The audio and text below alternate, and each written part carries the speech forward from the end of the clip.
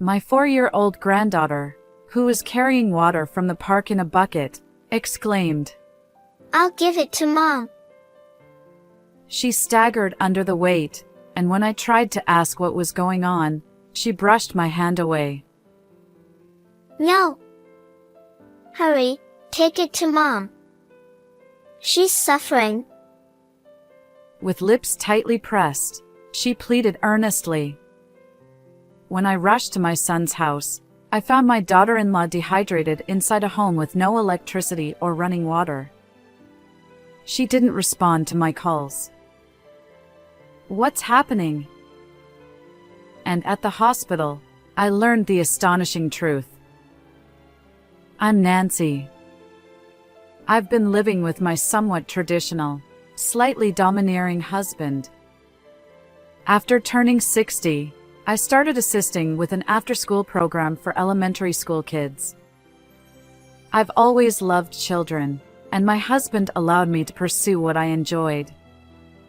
The person I worked with at the after-school program was my daughter-in-law, Mia. She grew up in a single-parent household and lost her father, leaving her all alone. But she was incredibly beautiful, and somehow, we clicked. When I invited her over as a much younger friend, my son Michael fell head over heels for her, and their relationship quickly led to marriage. Mia was thrilled to become part of our real family. My son and daughter-in-law bought a house about 15 minutes away from ours. Nancy, there's a lovely French restaurant that just opened in town. Would you like to go together sometime? Certainly. Let's go. Mia often invited me out for lunch on our days off, and despite the stereotype of a strained mother-in-law relationship, we could talk about anything, just like real mother and daughter. However, unfortunately, there was a sort of barrier between my biological son and me. My late mother-in-law adored Michael and rarely entrusted me with parenting duties back then. Watching her cold attitude toward me, he sensed a hint of mockery directed at me. Michael, who grew up without knowing restraint, fell in with a bad crowd during middle school. He engaged in behaviors like extortion and shoplifting, causing us considerable trouble.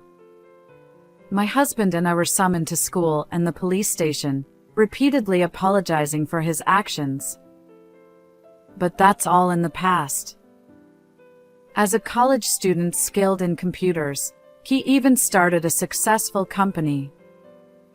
Since getting married, our son has worked hard for the family. His efforts, especially since becoming a parent, have been remarkable.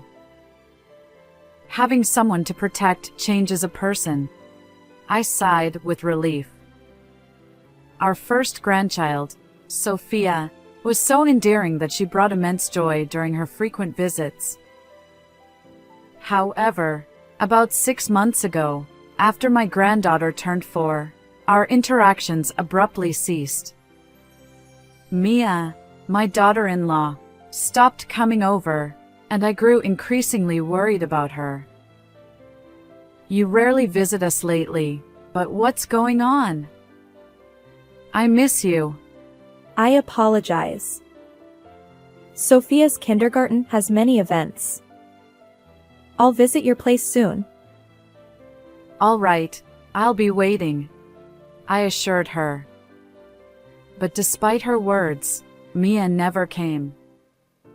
Feeling desperate, I decided to visit my son's house. When I called Mia, she said, I have plans today. It's rude to show up unannounced. I'm sorry. I just want to see Sophia. Can you let me see her, even just once? I brought a little gift. Leave the gift at the doorstep and go home. She rejected me through the intercom, refusing to show her face. Despite our close relationship, I couldn't fathom the reason behind this sudden distance. Reluctantly, I left the gift for my granddaughter by the front door. When I asked my son, he said harshly, Mom, You've been bothering Mia.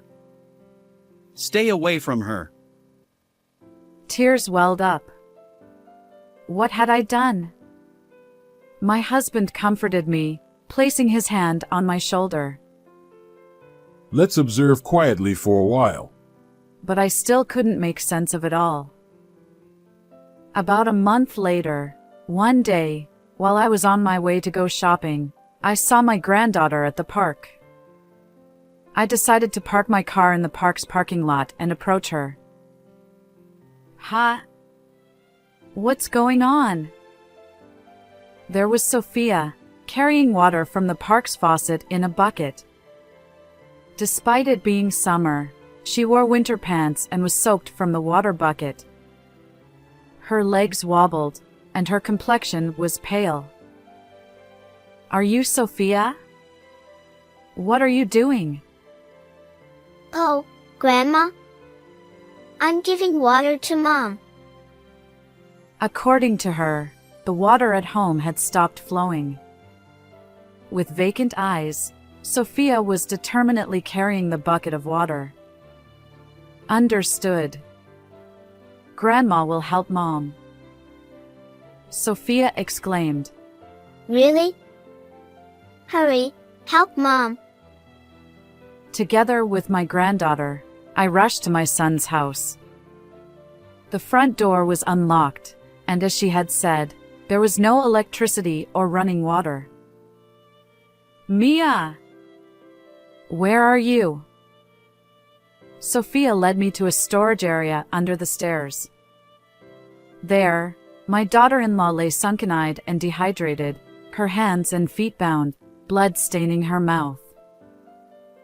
"Mia! Stay with me."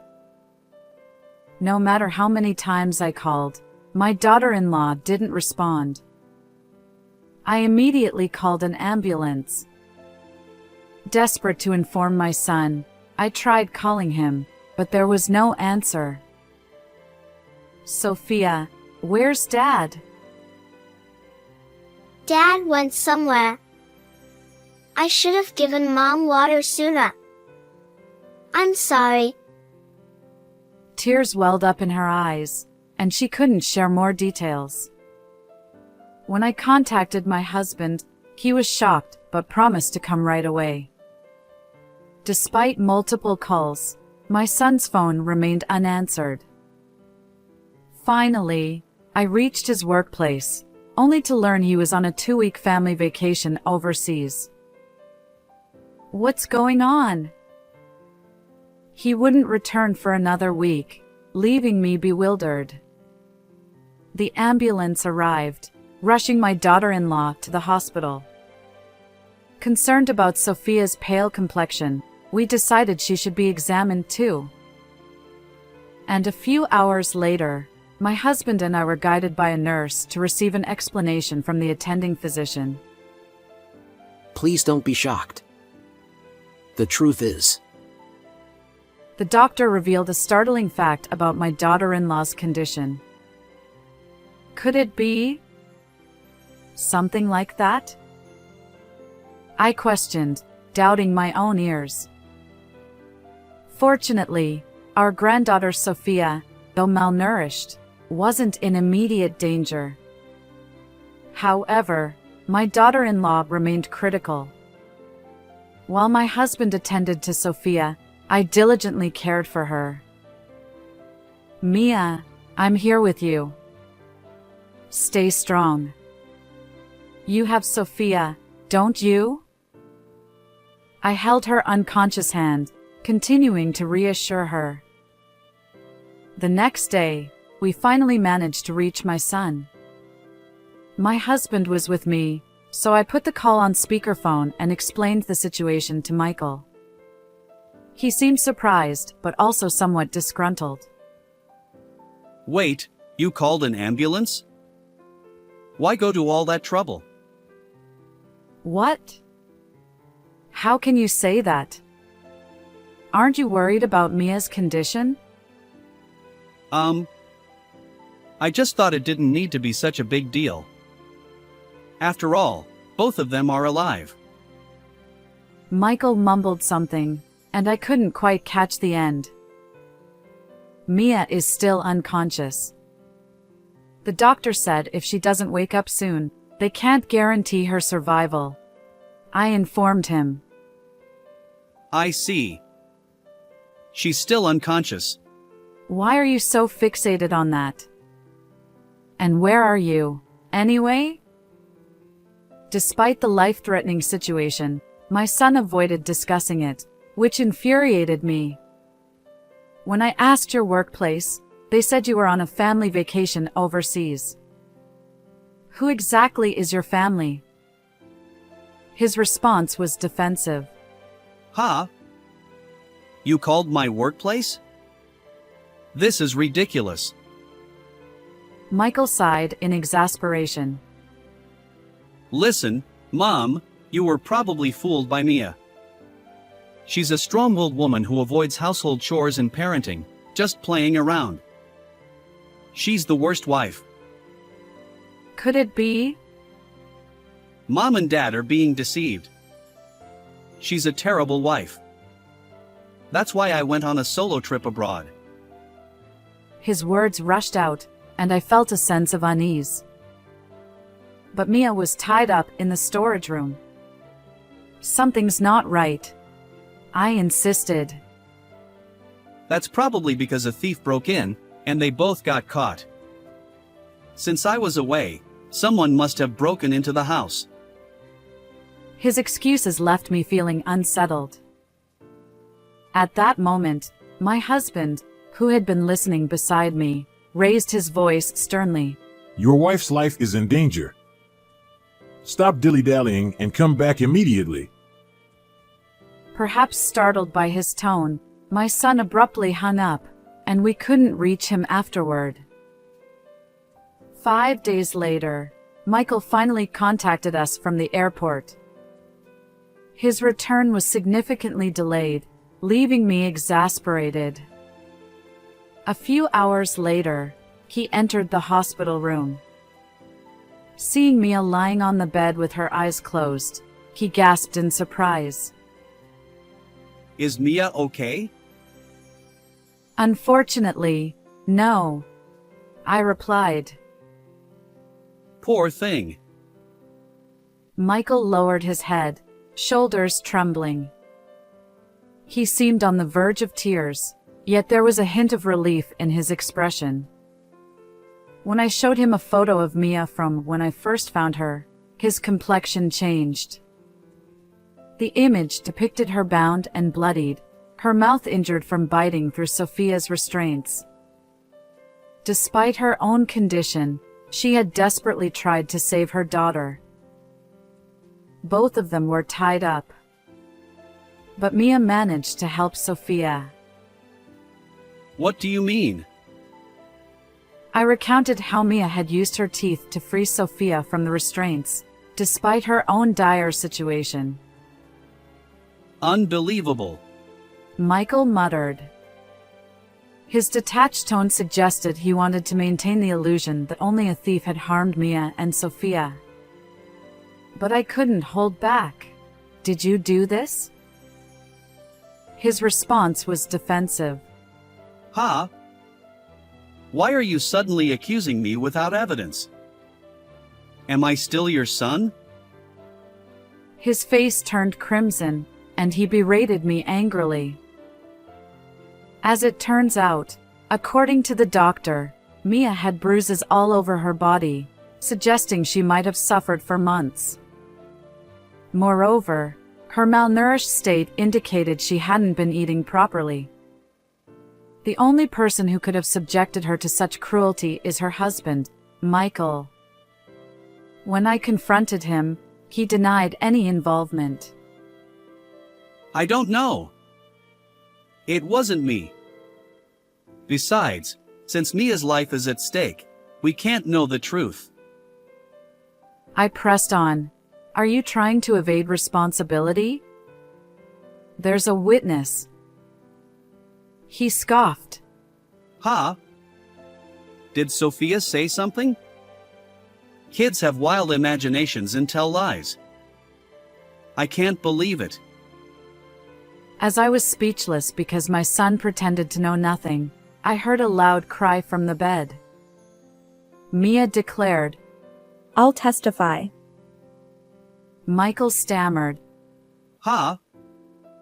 Wait, Mia? Are you alive? Mia sat up, glaring at Michael. Astonished, he stumbled back, his voice a mix of shock and confusion. Mia had actually survived, playing dead to draw out Michael's true feelings. She revealed that they had been arguing frequently, and Michael had even raised his hand against her. The reason she stopped visiting about 6 months ago was fear that I'd noticed the bruises on her face. Mia, kind-hearted, endured it all to spare me disappointment. If only she had confided sooner, things might not have escalated so tragically. Michael's inadequacy went beyond what I could have imagined. He was having an affair with a young female coworker at his company. When Mia discovered it and confronted him, Michael lost his temper. He tied up Mia to make her reflect, then went on a cheating trip. But his cruelty didn't stop there. He sabotaged their home by cutting off the power and shutting off the water supply. To make matters worse, he confiscated her phone and bound Sophia, their daughter, with ropes as well. Desperate to save her child's life, Mia bravely fought to protect Sophia. Meanwhile, Sophia, unaware of the danger, tried to help her mom by fetching water from the park. Mia declared, There's evidence beyond my testimony. My daughter-in-law and I exchanged knowing glances and nodded in agreement. I then showed Michael a damning video I had received from her, a recording of him physically assaulting Mia. Ironically, Mia had used a baby monitor camera from Sophia's infancy to capture the evidence. I'm sorry.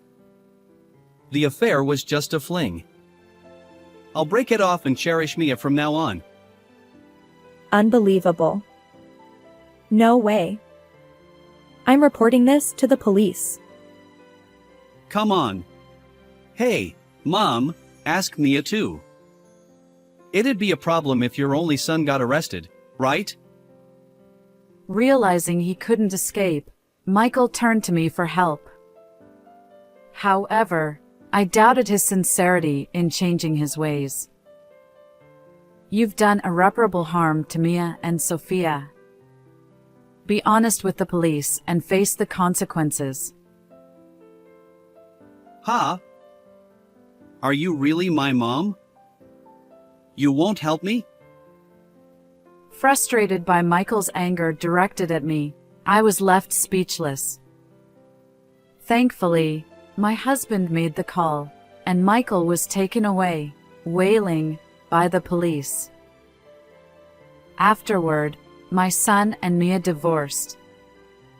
Michael was found guilty of mistreating his wife and daughter, and he ended up behind bars. Mia sought $20,000 in damages, $100,000 in child support, and a division of shared assets from my son. She also demanded $12,000 in damages from Michael's affair partner, a woman who worked under him at the company. Michael relinquished all properties he owned in his name, including the house and land, to his wife. He used the proceeds from selling the company to pay child support. Stripped of both money and reputation, he'll face challenges even after leaving prison. My husband and I severed ties with Michael. We legally adopted Mia and Sophia as our own children, intending to leave them our entire estate. Recently, seeing Mia and Sophia's smiles has been a source of comfort. We hope to continue living positively and harmoniously as a family. How did you find this story? If you enjoyed it, consider subscribing to our channel. See you in the next video.